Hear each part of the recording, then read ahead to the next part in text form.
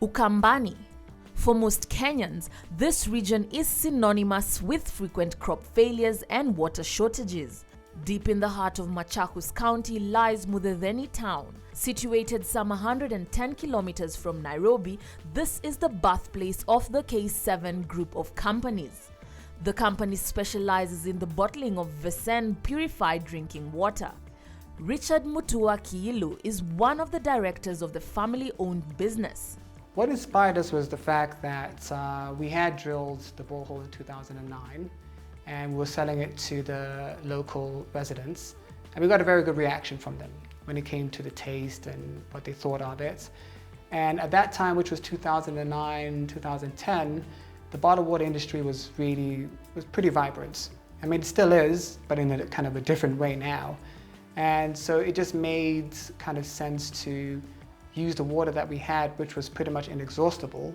We hit a very big reservoir because our needs for irrigation for our farm had been met. Richard is a journalism graduate from Westchester College in the United States. While living in the US, he worked in the travel industry for more than 10 years. Due to the financial crisis experienced in the land of the free and the brave, the 43-year-old decided to come back home. This was in the late 2010. There was a lot of uncertainty in the job markets. You know, banks, even big banks, were starting to fail. You know, so nobody was really kind of protected or spared from pretty much the onslaughts of what came after. And Kenya just seemed like actually at that time, Kenya was a lot more stable than the States. K7 Group was incorporated in 2009. It began operations in 2010. Since then, the family has invested more than 10 million Kenya shillings into the enterprise. The family cultivates eggplants, pawpaws and mangoes at this expansive location. They also have fish ponds where they keep catfish. However, it has not been smooth sailing for the farm. I think one of the biggest problems that we've had is that you know, the bottled water industry is flooded. It's flooded. And it's flooded with people who are selling water very cheap. My overhead doesn't allow me to do so. And you find with a lot of other companies, their overheads, because I don't think a lot of people really do the whole package when it comes to putting together a factory, because it's pretty cost intensive. Before the water is bottled at this production facility, it has to undergo a stringent 9-stage purification process. The addition of chlorine aids in getting rid of bacteria. Then, the water is supplied to the production area where it is passed through an activated filter so as to take care of the sediments. At this stage, the water is still hard and has to be softened. Richard explains further. From there, it goes through dosing with other chemicals, sodium metabisulfates and hypersperse, which kill bacteria again. You know, bacteria also provides for the membranes not to get scaled up and clogged, because with the reverse osmosis, that's the whole way that it works. The membranes have to be very porous in order to do the actual purification process. From there, it goes through a 20-inch micron filter. That takes care of sediments, suspended particles, any other impurities that might be in the water. And then from there, it goes actually to the reverse osmosis machine. Even after this process, the water is still not yet ready for consumption, as it has to go through the permeate tank, then finally another carbon filter. This filter helps with the taste and gets rid of any impurities that might not have been caught in the other stages of purification. You know, you hear people say maji ni maji, and that is so untrue. There's a lot of chemistry that goes into purifying water. It's actually water engineering. Due to the high purification standards, Venson drinking water has a shelf life of more than 1 year. It is this particular fact that is setting the product apart in a crowded water bottling industry. And where we are is really very deep in the interior. So you find that we're bottling, or our reservoir is located in a place that's pretty much virgin land that has no impurities, no pollution. If you look around in the landscape, you'll have to drive like maybe an hour, hour and a half to get to an industrial area. So the water itself is, it's virgin water, if you can call it that way. It's water that hasn't been polluted or tampered with. In a bid to re-strategize and work on their brand, K7 Group shut down the plant between February 2016 and September 2016. Like most first-time entrepreneurs, Richard had to go back to the drawing board and learn from the mistakes made. I think I could have done a better job. I think not the failure, but the temporary shutdown of the company wasn't really due to the product and wasn't even due to the market. It was just certain things that, like I said, I'm learning. I'm learning every day. So there are a few things that I think I could have done better to have prevented it.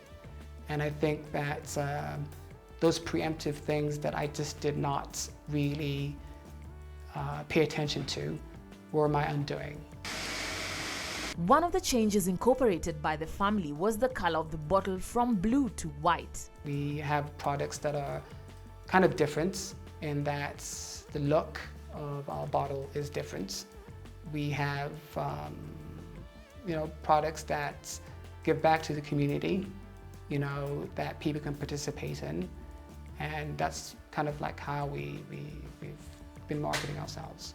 According to the Water Resources Management Authority, groundwater resources in Kenya are underdeveloped, with only 0.18 billion cubic meters per annum extracted from a total estimated safe yield of 1.04 billion cubic meters. Owing to the perceptions associated with the region, most Kenyans are surprised when they realize the origin of Venson drinking water. Disbelief, and I've had people who, I'm standing in front of them, I'm telling them I'm the technical director, and they still don't believe me, People just don't think there's water in Ukambani, and there is. It's just that maybe the rainfall we don't have that much of, but there's a lot of underground water. In 2016, the company decided to give back to society when they launched the Venson Pink Label bottle. For any bottle sold, 50% of the proceeds are donated to the Kenya Cancer Association, an organization at the forefront of fighting the battle against cancer. Yeah, the pink labeling is part of our CSR portfolio. What we've done, besides our regular brand, we have a brand that goes towards cancer fundraising. We've partnered up with the Kenya Cancer Association. And what happens is that we sell the water, and 50% of the net profit goes towards, the Kenya Cancer Association. Richard plans to diversify the range of products available to his clients. He intends to start the production of juices, vitamin and flavored water. I want to be a household name. I want to, it seems like there aren't that many household names when it comes to water, so I feel that there's space for another person who's a household name. I want people to rely on our water. I want water in the market that people are confident in drinking, good enough to give to their children. I want us to expand in a way that is aggressive. Statistics indicate that the country has more than 80 registered water bottling companies.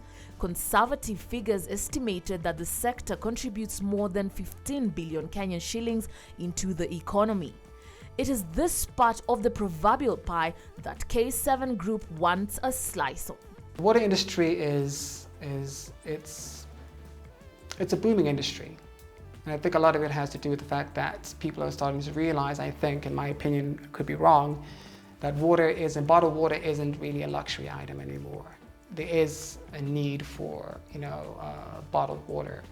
So the industry has a lot of promise. There has been that transition. I think people are starting to get healthier.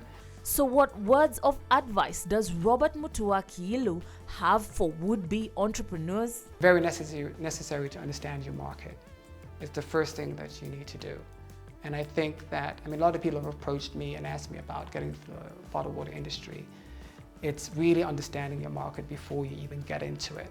Because, we hear of something that's prospering, a particular industry that's prospering. And I remember what happened with the quail eggs, and everybody like jumped into it, and I find that understanding your market is the key thing, and also not expecting to hit, strike gold, within 3 months or right away.